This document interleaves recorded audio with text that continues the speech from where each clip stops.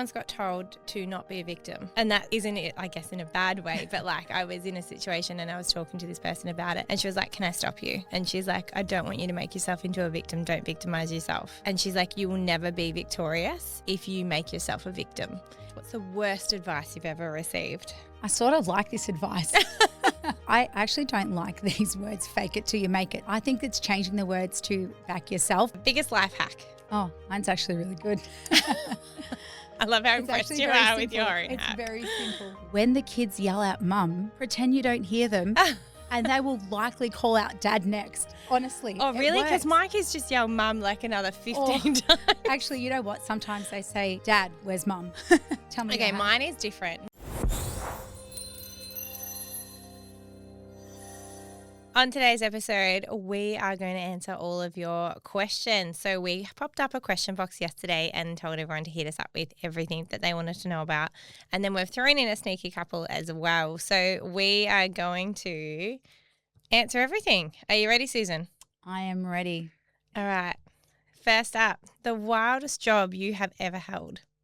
So I haven't really had wild jobs, but I've got a bit of a wild story. So when I was 25, I somehow landed a management role by saying I had experience managing people, but I didn't. So I ended up managing a group of, we'll call them senior women, and they didn't like it because I was Oh, you were the half younger their one. age. Yeah. Yes. Yeah. So, but I faked it through. But you got to fake Didn't it get till you make it. Yeah. All right, what's your wildest job? Okay, mine actually is a little wild, but maybe not Okay. the way you think. And I don't think we've actually ever talked about this. I feel like you're going to say stripper. Oh, God. Okay, I'd just like to point that out now. I've never been a stripper, but I did play one. So I used to do a Were little you bit actually of going to acting. say that? Yeah. No way. No, I actually wasn't a stripper, don't worry. I used to do a bit of acting back in my early 20s, and I was actually in a show called Killing Time, which was on Channel 7, and I played a girl who had an affair with the lawyer that it was about, and I didn't like it. I was only in it for 5 minutes sort of thing. But you're basically famous now. No. I had to pretend I was in a hotel in Perth, even though it was shot in Melbourne, and we weren't wearing much. But there was me and a couple of other girls, and I was like, "Yeah, it's fine. It's really shot over." But Channel 7, when they picked it up, put me on the ad. But I don't think anyone really realised it was me, which was lucky because I was wearing a lot of makeup. But I obviously did, and I was like, "Oh my God, that's me!" Oh my God, I can't believe you actually played a stripper. Well, I wasn't a stripper. I was just a girl that had Dressed an like affair. one. Kinda. Oh, God, help me. All right, number 2. Tell me someone who really fascinates you.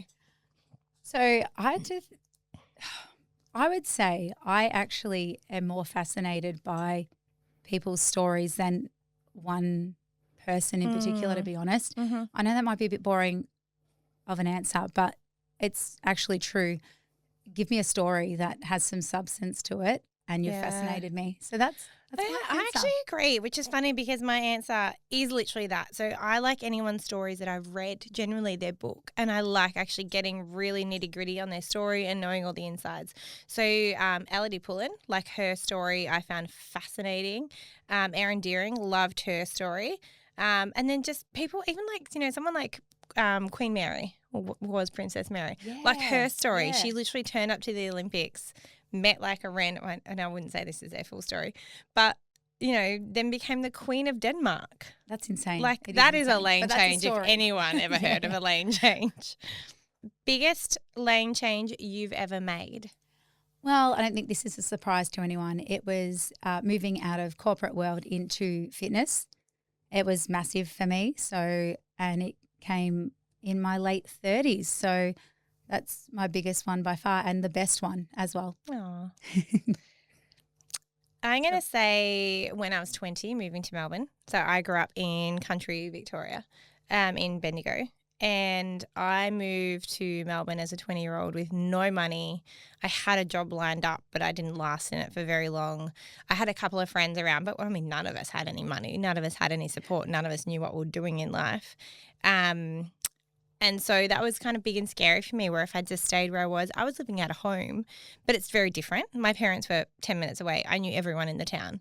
So I had a comfortable job, all those things, but I up and moved anyway. And if I hadn't, I definitely would not be where I am now, and I wouldn't be the person who I am today, which is hopefully a good thing.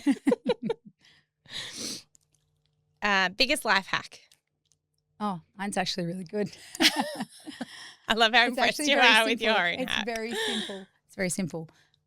When the kids yell out mum, pretend you don't hear them and they will likely call out dad next. Honestly. Oh, really? Because Because my kids just yell mum like another 15 times. Actually, you know what? Sometimes they say, Dad, where's mum? Yeah, actually, that's my other one. And I I hear still one of the ignore kids go like, Dad, where's mum? And he'll be like, oh, she's in there somewhere. Like, thanks. Yeah, thanks for dobbing me in. Tell me. Okay, your hack. mine is different, and you'll know this one. You'll appreciate this one. My frequent flyer point schemes.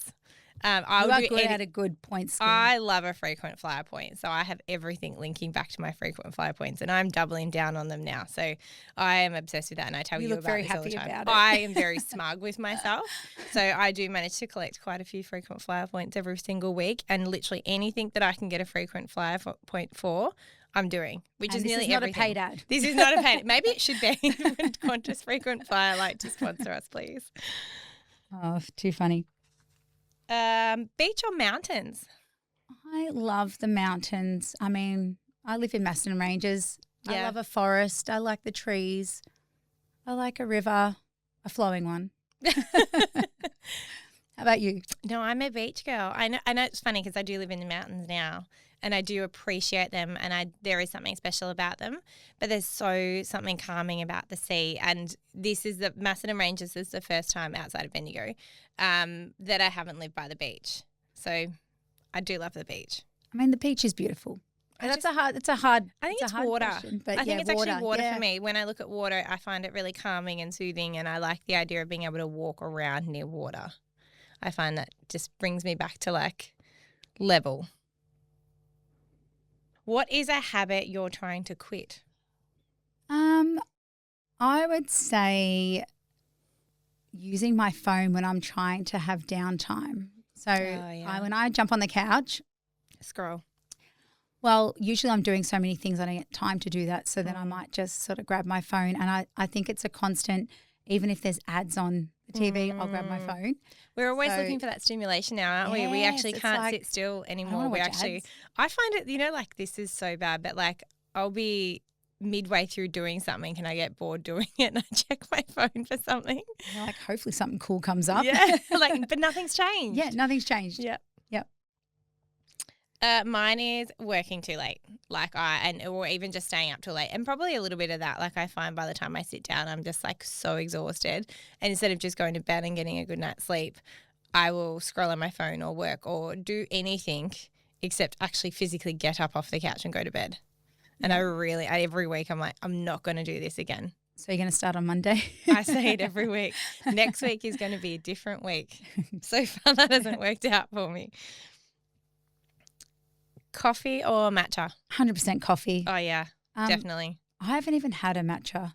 I've had one, and I must say I didn't actually mind it, but I'm a coffee girl all the way. I had a matcha Kit Kat and it was horrible. Oh, no, that's gross. Terrible. No. So I feel like it might be a bit of a fad. Please don't hate me, everyone. Don't. No, the matcha people are coming for you. Best advice you've ever received? Can't tell you who told me this. Ooh, so it's controversial. Oh, no, it's actually not. It's actually very basic. But I'm a basic gal. Trust your gut. So, Yeah. and it is basic, but I think your instinct is always right. Yeah, I agree. And yeah, that's mine. Well, I once got told to not be a victim. And that isn't it, I guess, in a bad way. But like I was in a situation and I was talking to this person about it. And she was like, can I stop you? And she's like, I don't want you to make yourself into a victim. Don't victimize yourself.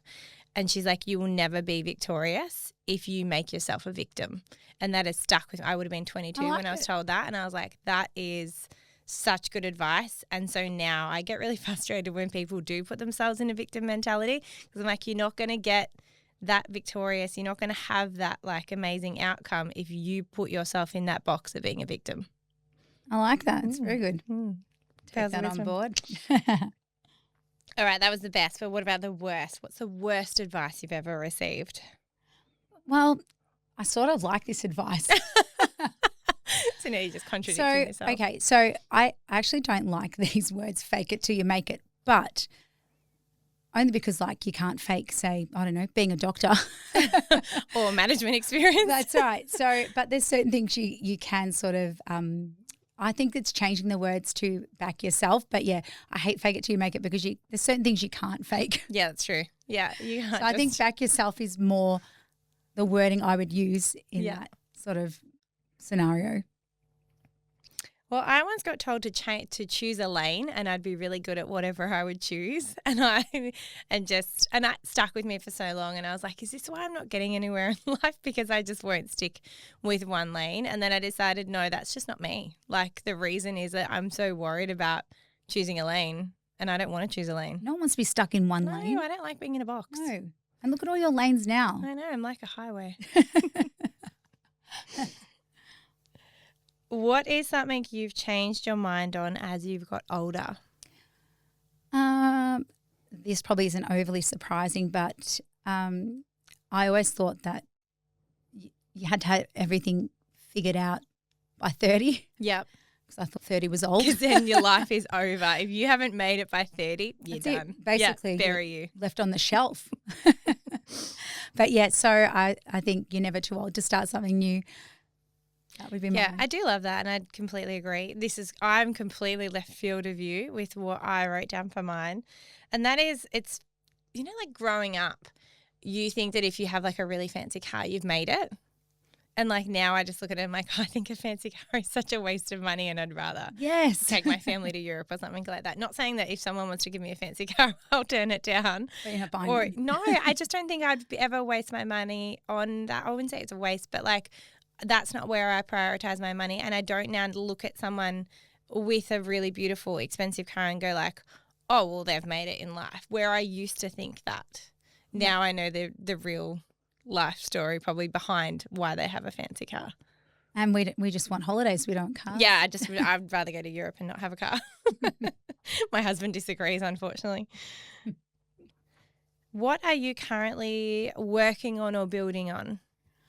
There's a couple of little things here. So I'm expanding my knowledge in fitness. So I've signed up to another course, and also building on the podcast. Ooh. So they're my two things. Very nice. I am doing a little bit more work in the nutrition side of things. So going back and doing a little bit more study myself as well. And basically just doing a whole overhaul of my entire nutrition brand. So that's just, taking up a lot of my time. Yep. I love that we just keep wanting to learn. I know. Well, maybe we should write a book. Yes, maybe. What is one dream that you haven't given up on? Being filthy rich. It's still coming. So I did think by 30 I would be a millionaire. Don't know how, because I didn't have any fancy job. It's so funny how when you are growing up, you actually just naturally think that you'll hit 30 and you'll become a millionaire and you'll drive a fancy car and you'll have a mansion. And be retired by 40. Yeah. It's working out really well for us, isn't it? Okay. Probably the same, being filthy rich. But I always had, besides my time as an extra and as, working in little TV shows, but actually working in TV properly. So that would still be something that I would have on my bucket list. Yeah, definitely not off the cards. Nah. Maybe. I can see this. Your best mum hack, besides obviously just ignoring them completely. My best mum hack, I would say preparation. Boring, I know, but preparing everything is just sets you up for success for your day. Yeah, that's true. Yeah, that's true. Mine is so practical. and that is getting the groceries delivered at like 6 a.m. because I'll always be out of things for lunch boxes like on that day that I need to do groceries. So I get them delivered at 6 a.m. and so then I can actually still make their lunch boxes before they go to school. I actually love that hack because I am always making trips down to IGA. Yeah, well, at 7 a.m. I don't want to do that with my 3-year-old because he's annoying to put in and out of the car and, you know, that he'll end up buying things or trampling something in the supermarket and things like that. So me getting them delivered. He also thinks, mind you, so this probably isn't a hack and this probably says a lot about me.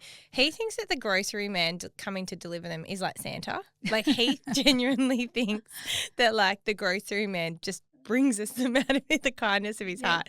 He's like, Mum, the grocery man brought these yogurts. I'm like, no, I brought those yogurts and he delivered them. But yeah. It's like money grows on trees. Yeah. Yeah. And food comes from Santa. Biggest thing you have learnt from having kids? Okay. So the biggest thing I've learnt from having kids is that they become your whole entire world. That's the truth. They're always on your mind and they're a product of you. So growing them up in the right way is just so important. Yeah, that's very, very true. Unconditional love, I guess. Yeah. Oh, I don't think anyone can ever explain to you the feeling of how much you'll love your child until you have a child. Yep. To love.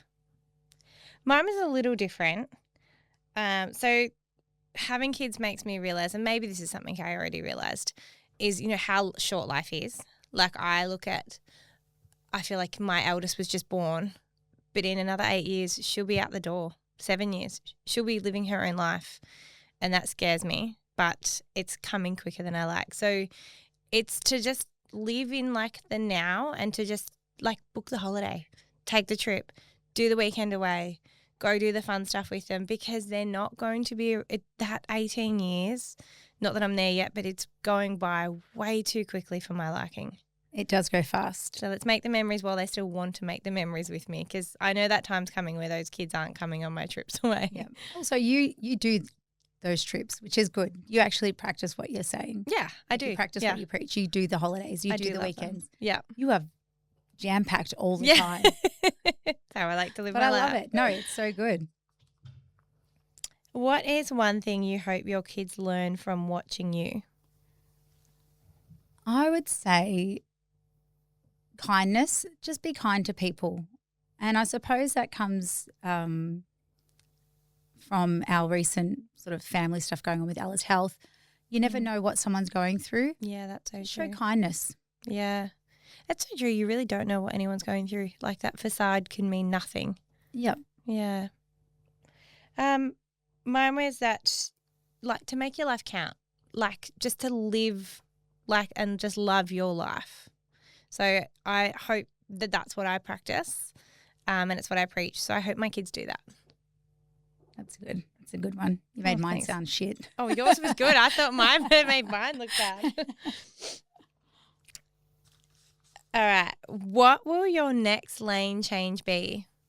Well, I'm constantly building on my lanes and I'm not quite sure exactly what my next one is, but there's lots going on in the background. So you'll just have to wait and see. Yeah. Well, I decided my answer. I did this to stay up. I'm going to move to Queensland on you. No, you're not.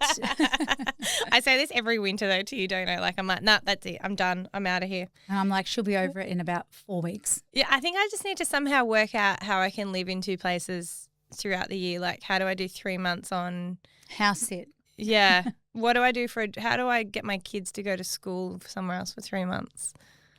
Boarding school. Yeah. Okay. There we go. Problems are solved. I don't know what my next lane change will be.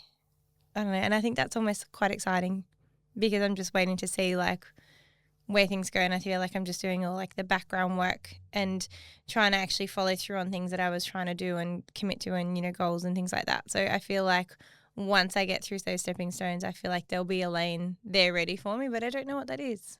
I think we've both got a 6th lane coming. If it's 6th or like 10th. What is one thing you would ban forever? Okay, no one's going to like this answer, but AI is making me a little bit dumber. Yeah, I'm with you actually on this one. Making me a little bit dumber. And you know what else I'm really sick of? We talk about this a lot at home. AI posters. They all look the same. Oh. Everyone's posters in every pub, everywhere. Everyone has the same poster now. Yep, it's annoying. Also, we know when you've got wrinkles and you don't. So when you get your lines What are you smoothed talking out, about? it's not working. I put down squishies with gel, and anyone who has a 7 to 15 or I don't even know how old kid with squishies at the moment is probably going as insane as I am with squishies. The ones that don't have gel in them I can tolerate, and I get, the fidget thing does help kids. It helps my kids. But why the gel stuff? Like those squishy dumplings, I hate them. They all bust. They need to be banned forever. I'm sure there's poison in them. Oh, there would be. We could dob them in somehow. Our school, I'm pretty sure, banned those ones with the gel in them, didn't they? Oh, the worst. So they should. And then when the gel comes out, like it's just everywhere. Oh, Nothing you can do. They're gross. Yeah. What do you want to be remembered for? I would say giving women, I don't know if permission's the right word, to do their passion or be who they want to be.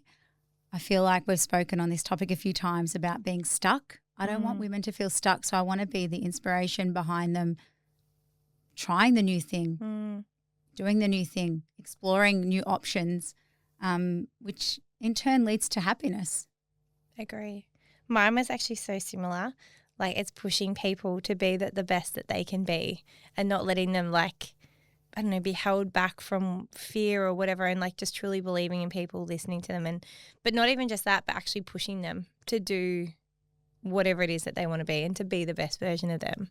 Yep, I love that. All right, the last question for you. Are you ready?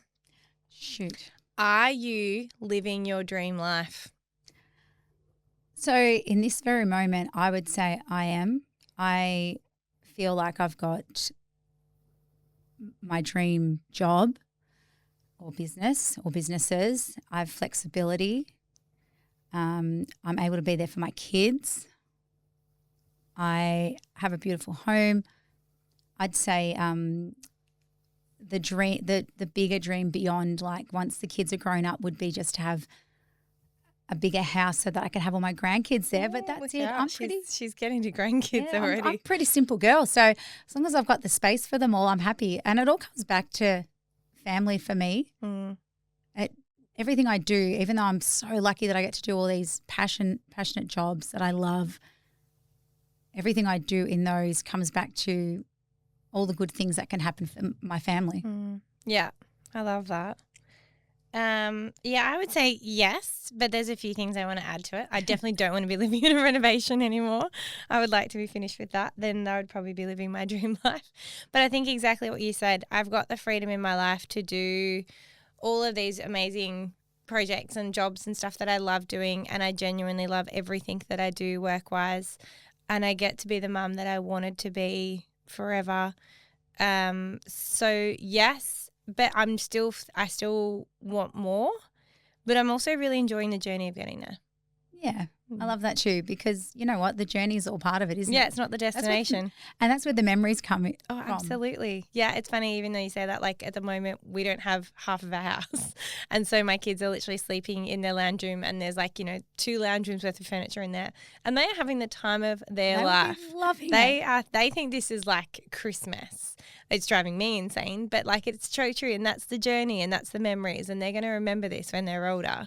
Yep, 100% they are.